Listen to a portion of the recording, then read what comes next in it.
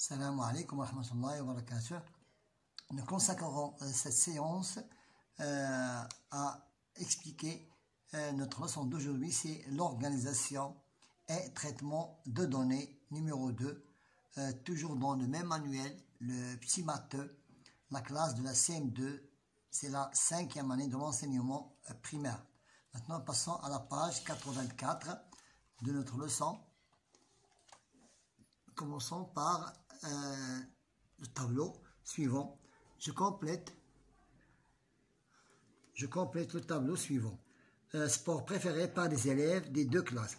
Nous avons ici deux classes et nous cherchons le nombre de filles ou bien le nombre total. Donc nous avons 7 filles plus un nombre de garçons a donné 25. Je n'ai qu'à soustraire 7 de 27. Je n'ai qu'à soustraire 7 de 25. C'est 8, c'est 18. C'est 18 garçons. Donc nous avons ici 18 garçons. 18 plus 5, c'est 25. Maintenant, nous passons directement au tennis. Pourquoi? Parce que nous n'avons pas les données suffisantes pour calculer le total des élèves qui préfèrent la natation. Pour les élèves qui préfèrent le tennis, les filles, 8 garçons, 8 plus 7. Ça veut dire, ça nous donnerait 15.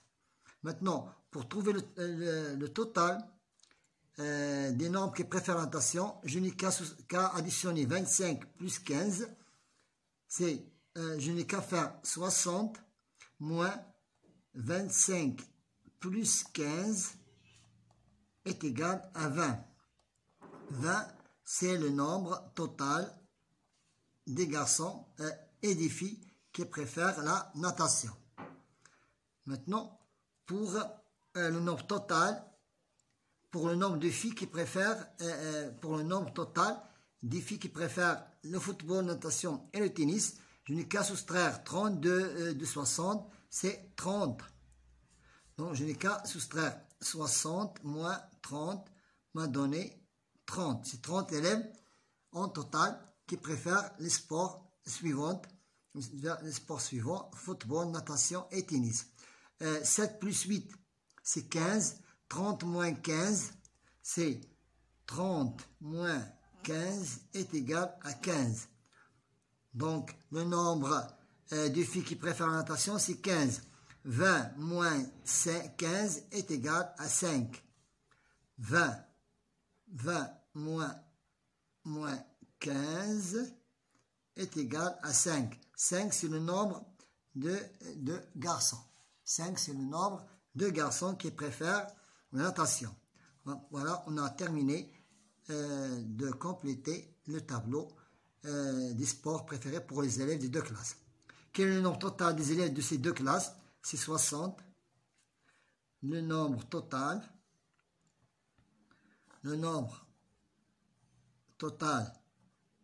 des élèves, de ces deux classes, c'est 25 plus 20 plus 15 est égal à 60 élèves. À 60 élèves. Maintenant, on passe à la question numéro 2. Que représente le nombre 25 dans son tableau? Que représente le nombre 25 dans son tableau? C'est le total. C'est le total des élèves qui préfèrent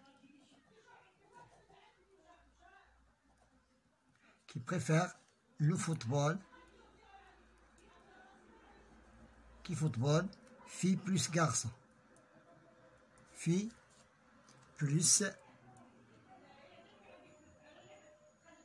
plus garçons. Maintenant, pour la question numéro 3, combien de garçons ont choisi la natation? Combien de garçons ont choisi la natation? C'est 7. C'est 7 garçons qui ont choisi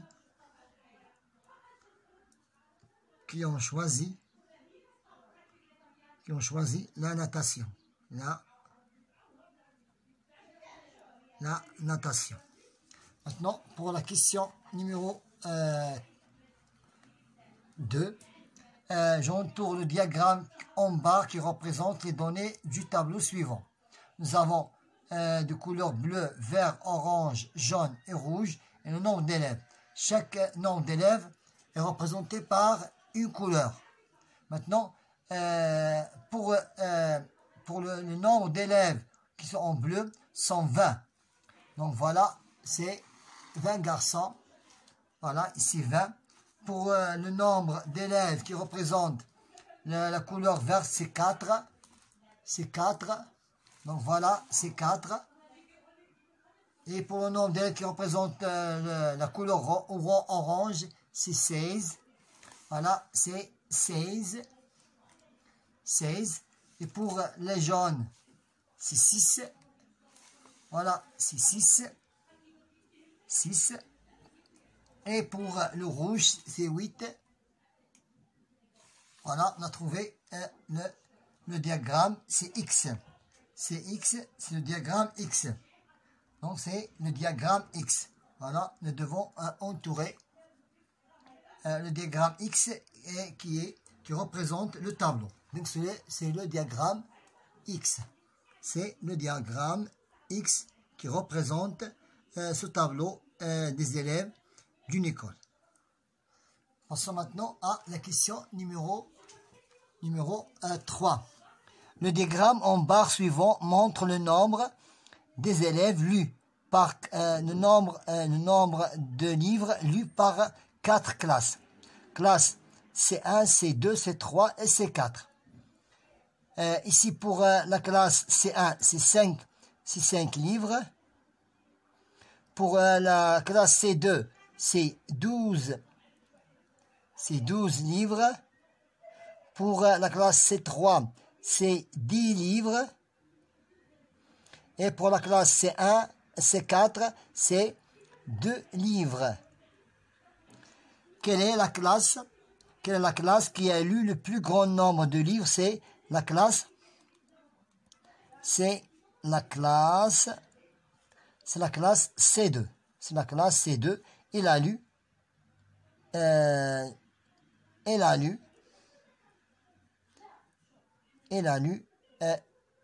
12 livres.